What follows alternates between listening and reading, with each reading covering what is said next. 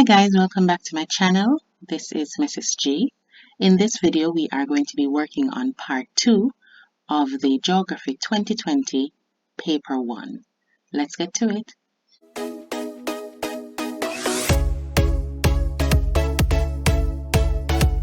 Alright, so we stopped at number 15, so we're going to pick up at number 16. So the question says, what is the name of the country labeled X? So looking at the map, the country labeled X is here. We can see that X is the one that is shaped like a finger pointing, and that is Puerto Rico. It helps to have an idea of what the shape of the countries are in your head. So even if you don't remember the particular name, you know what it looks like, so it helps. So your answer for number 16 would have been letter C. Number 17. Items 17 to 18 refer to the following rainfall and temperature graph. So let me just explain the graph first and how it works. So these are the months of the year, starting January, February, March, all the way to December. And then we have a bar graph at the bottom. You can see the bars going up there. We have a bar graph at the bottom. And at the top, we have a line graph. This is our line graph here at the top, right? On both sides, we have something else being represented. So we have rainfall on this side and we have temperature on this side. So rainfall is actually the bar graph. It is showing you the amount of rain that actually falls within each month. So for January, you would use the numbers on this side. Everything on this side is representing rainfall. So this is 0 millimeters of rainfall, 50, 100, 150, 200. So for January, you would see that the amount of rainfall is actually below 50, maybe below 25 millimeters of rain. Then on the opposite end, we have temperature. Temperature is being represented by these numbers here, and this is for the line graph that is at the top. So, for example, in the month of December, December is right here, we would see that the temperature in December was, that looks like about 23, maybe about 23 degrees Celsius. So that is how you would read the graph. That's just the graph itself. So now let us look at the actual questions that come from the graph. So it says question number 17 and question number 18. So question number 17, the annual range of temperature is approximately. So to find out range of temperature, it means you're going to look for your highest and you're going to look for your lowest, and then you're going to subtract. And it says temperature. So for temperature, remember that we are using the line graph. So that means we're looking for the area on the line graph that has the lowest temperature. That one is obvious, it is here. And the area on the line graph that has the highest temperature would have been here. So we just need to find the equivalent measurement. That looks like 11 degrees Celsius. And then for temperature, maybe about 24. So we're approximating because the question also said approximately. So 24 minus 11, we would have 13. There's no 13 there. So we could have estimated that maybe this is 12 or maybe this is 23. So then we would have ended up with 12 as our answer since it is the closest. So our answer for number 17 would have been letter B, which is 12 degrees Celsius. Number 18, it says, which of the following statements is true? So when you see a question like that, that is asking which of the following statements is true or which of the following statements is false. It really expects you to go through each option to see which one is or which one is not. So you can't just look at this and just quickly try to pick an answer. It's best that you go through each one. So for A, it says the hottest months. When we say hottest months, we would be talking about the months with the highest temperatures. So that is what we're going to look for in the graph. So the hottest months of the year are also the driest. If you're looking for the driest, you're looking for the months that has the lowest rainfall. All right, so that's what the terms mean when we're going through these options. So the hottest months of the year are also the driest. So we would have to look and find the hottest months of the year. That's the month with the highest temperature. So highest temperature is up here. They are also the driest. They have the least amount of rainfall. It looks that way. So we can just hang on to this one for a second. The hottest months of the year are also the wettest. All right, that one is not true. So the hottest months would have been January, February. They are not also the wettest. They don't have the highest amount of rainfall. So this is certainly out. C, there is little variation in rainfall throughout the year.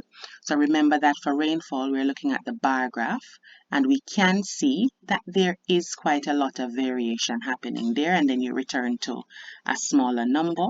So this one is certainly out.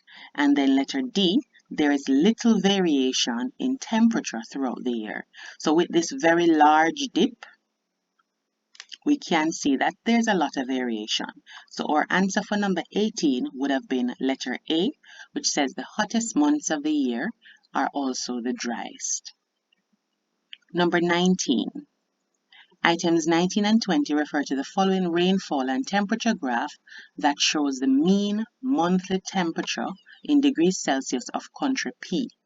So similarly, this graph has both rainfall and temperature on it. Rainfall is measured in millimeters on this side, and it is using the bar graph. And temperature measured in degrees Celsius on this side, and it is using the line graph that is at the top. So when you have the two graphs like this, it is very easy for you to make a comparison between temperature and rainfall for each month. So let's get into the question. Number 19, which month had the highest temperature? So remember that temperature is the line graph, so we're looking for the one that is highest. So we can see that it is here. So this month would have been September. So our answer for number 19 would have been letter D. Number 20, which of the following types of climate does the information in the diagram represent? So we have hot desert, equatorial, tropical marine, and tropical continental. So we can already take out hot desert because of the amount of rainfall that we are seeing. There is constant rainfall throughout all the months. So about 80 millimeters of rainfall. So hot deserts would already be out in that one. For tropical continental climate, there is little or no rainfall. So you would not be expecting this amount of rainfall that we're having here. So tropical continental is also out. For tropical marine climate, we are living in a tropical marine climate. So we do know that there are periods where we don't have as much rainfall as other periods. So we do have a distinct wet and dry season. On this one, it is not very clear to see when is a wet season, when is a dry season. There is rain throughout the entire year.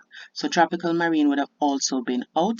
Equatorial marine climate now, it has relatively high temperatures throughout the year and also relatively high levels of rainfall throughout the year. So our answer for number 20 would have been letter B.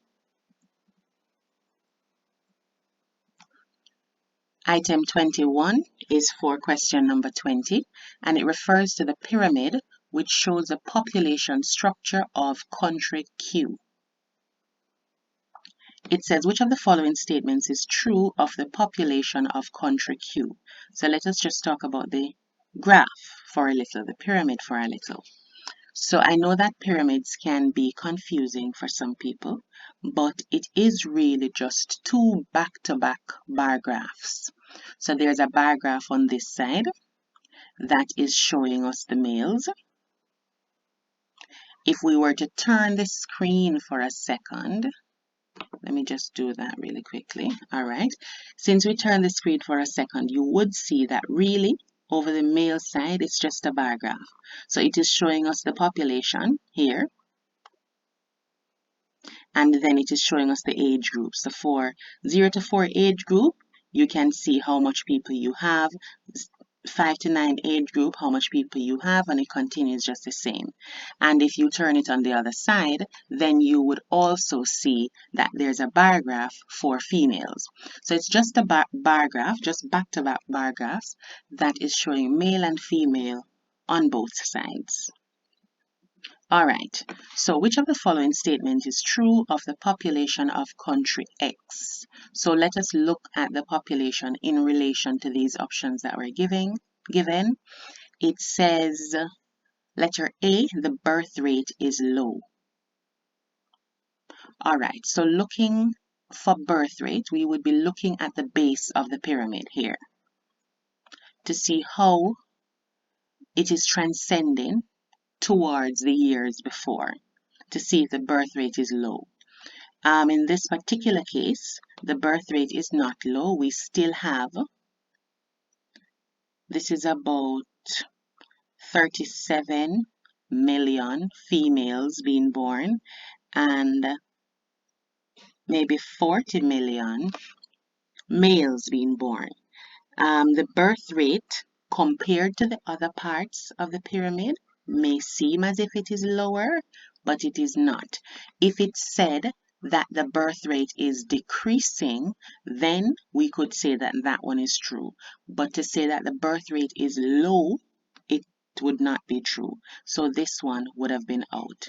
Letter B, the death rate is low. For us to look at death rate now, we would be looking at the relationship between birth here and also how it transcends into the later years to see if people are passing. We also look at the number of persons that are still alive in the later years. So we can see that life expectancy is actually high. For this one, based on the fact that we're saying that life expectancy is high, or people are expected to live a long time, then we cannot say that the death rate is low. So we're going to leave this one as our option at the moment. Looking at letter C, the dependency ratio is high. So the dependency ratio is really talking about the amount of working population versus the amount of dependent population. And the dependent population would have been those ages that are between 0 to 15. So that is here. These are the dependent of the young population. And then the other section of the dependent population would be those persons who are over the age of 65. So that's the young people in school, then the persons who would have retired and are no longer working. So our working population would have been from the age of 15 to 64. That's the working population. So for us to determine the dependency ratio, we can just look at the quantity of working population that we have versus the quantity of dependent population. So it is evident that we have mostly working population in this country, in country Q. On this side as well, mostly working population. So we can see that the working population is greater than the dependent population. So then the dependency ratio would not have been high. So C is also out. Then we go to letter D. Life expectancy is decreasing. That is, life expectancy is talking about how long people are expected to live. Life expectancy is decreasing. Does it look as if they are expected to live a shorter time based on what the graph is showing? I don't think so.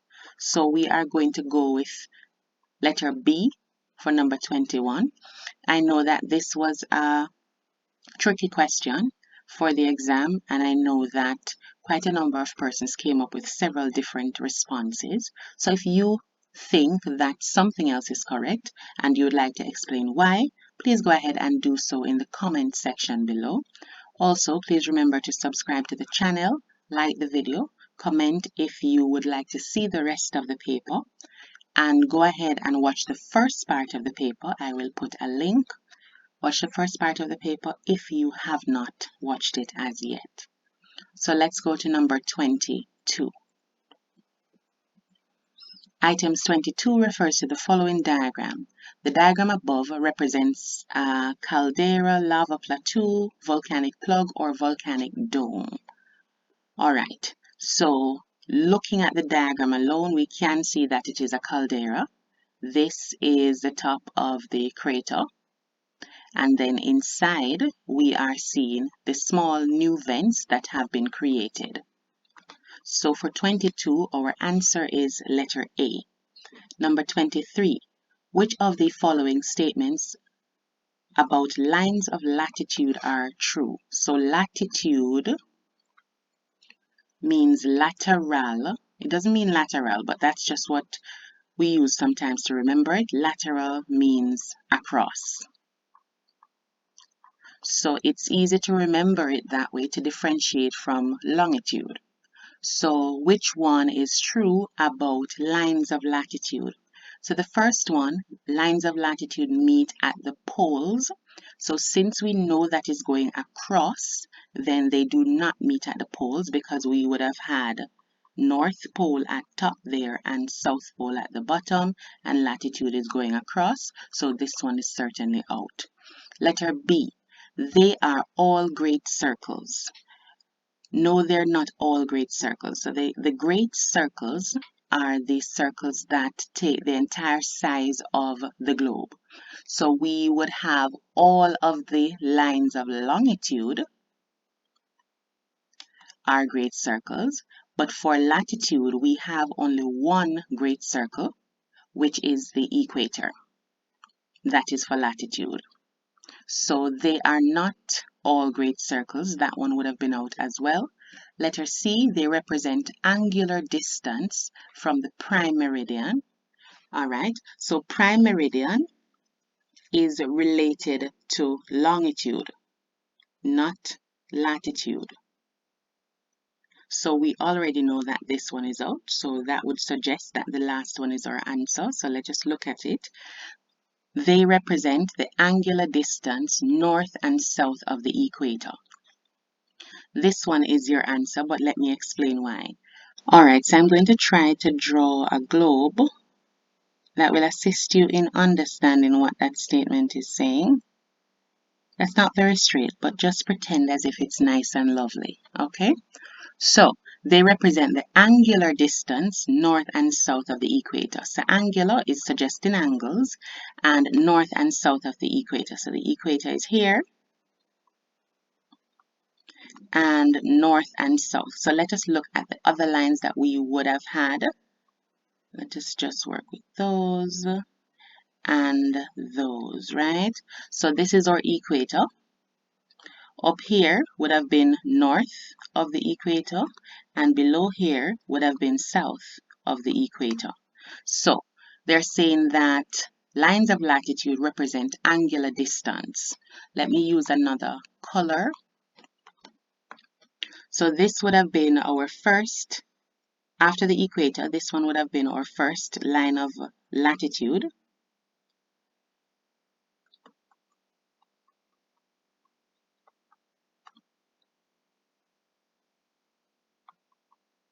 I'm just filling those in.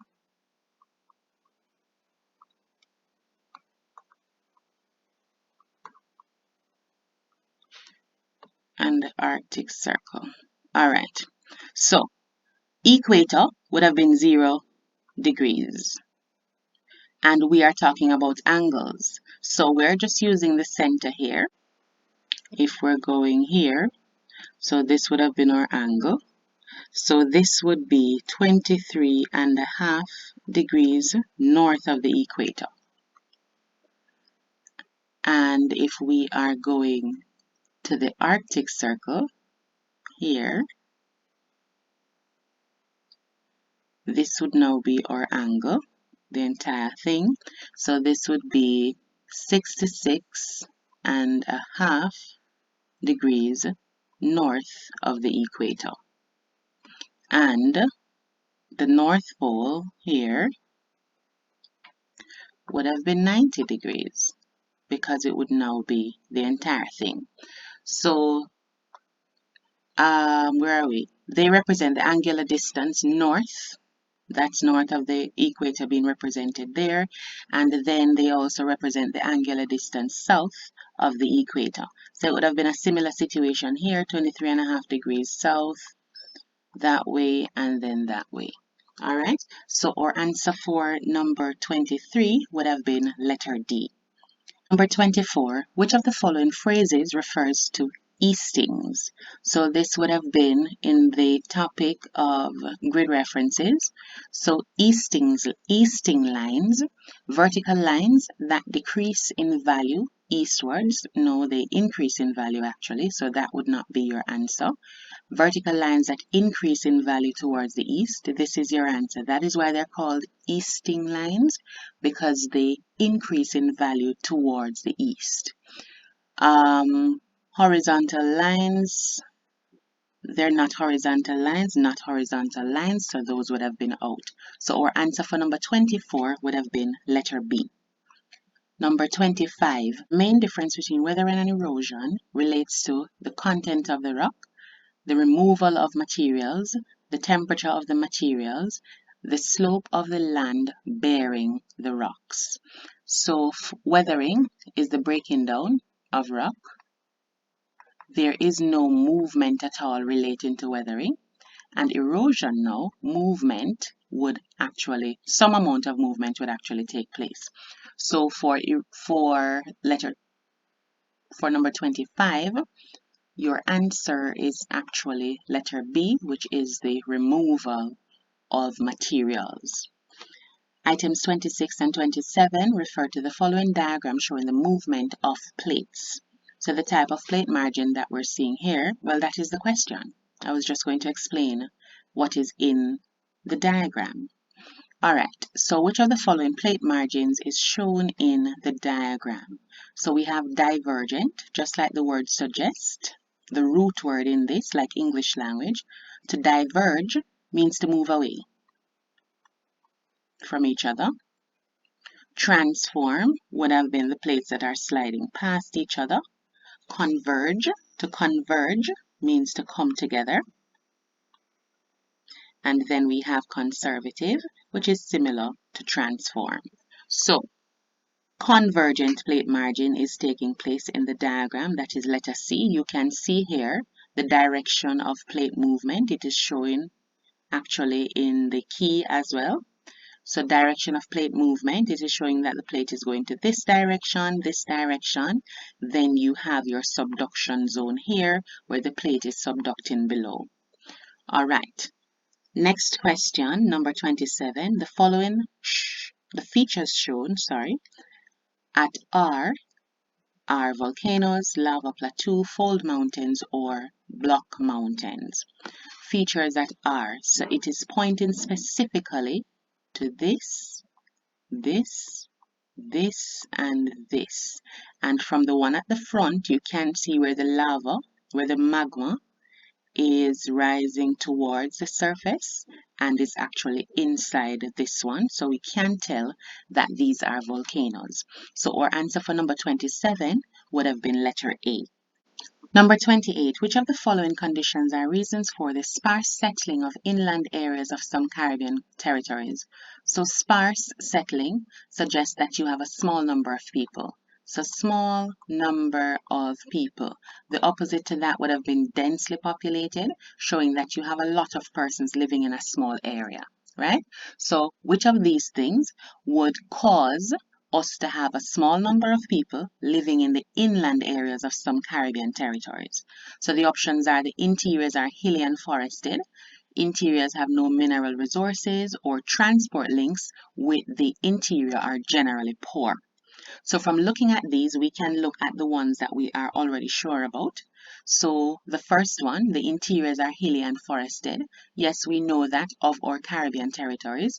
The interiors are generally hilly, generally forested, and as a result of that, less persons choose to settle in these areas. So we are sure of number one. So we can already look through our responses. Since we're so sure of number one, we can look through our responses. Anyone that does not have number one would already be out. So that is Letter C would already be out. Number 2, it says the interiors have no mineral resources. I will explain that. 3, transport links with the interior are generally poor. So the fact that we do have hilly and forested areas in the Caribbean, it is difficult for good communication, good transport links to be created with the interior because of the terrain that is there. So this is also true. That is number 3, option 3.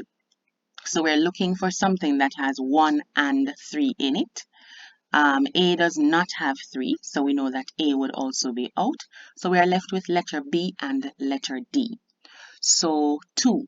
I know that there were some persons through discussions who would have been deciding to choose letter D for their response and involving 2.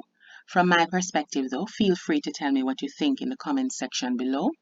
From my perspective though, the interiors have no mineral resources would not necessarily be a reason for sparse settling of inland areas. We do have several areas in the Caribbean that are densely populated that are without mineral resources, but they do have other things that would interest people to settle. So you do have the flatland available, you do have transport links that are created as a result, but there are no mineral resources, but yet these areas are still densely populated. So the interiors not having mineral resources is not the main reason as to why people choose not to settle there. It would have been other things. Because if the interiors had the other things and no mineral resources, people would still choose to settle there. So I am leaving out option 2. So my answer would have been letter B for number 28. You can tell me what you think in the comment section below and we can have a discussion. Also remember to subscribe to the channel, like the video, leave a comment so that we can see that you are liking the videos and we can go ahead and produce more content. So let's go to number 29. The process of exfoliation may be defined as peeling off the outer layers of rocks, splitting of rocks into rectangular blocks, movement of rocks due to the action of rivers, the disintegration of rocks by root penetration into crevices. All right, so exfoliation. When you're exfoliating, you're taking off dead skin, you're removing whatever is on the surface. So exfoliation would go with letter A, which is peeling off the outer layers of rocks. Number 30. Which of the following statements explains how vegetation contributes to the development of soil? Decaying vegetation produces a habitat for earthworms. Vegetation decomposes to produce the organic matter in soil. Roots, twigs, and leaves are washed downward to increase the depth of the soil. And vegetation provides the parent material which helps in the formation of soil structure. All right, so let us look at the things that we can eliminate. Parent material is from rocks, not vegetation, so this one would have been out. Roots, twigs, and leaves do not increase the depth of the soil, so this would also be out. Decaying vegetation produces a habitat for earthworms, that is true. Vegetation decomposes to produce the organic matter in soil, that is also true. But the question asks, which of the statements explain how vegetation contributes to the development of soil? So that would have been letter B, where vegetation decomposes to produce the organic matter that is in soil. So that would have been our answer for number 30. That is letter B. Alright, so in the next part of the video, we are going to be completing the other part of the paper. Please ensure that you let us know if you want us to continue the paper so that we can know that it is okay to go ahead with the rest of the paper. Leave a comment in the comment section below. Ensure that you like the video. Subscribe to the channel as well so that you do not miss any of the content that has been uploaded. Thank you so much for watching. It is always a pleasure to assist you. Feel free to ask any questions that you may have in the comments section.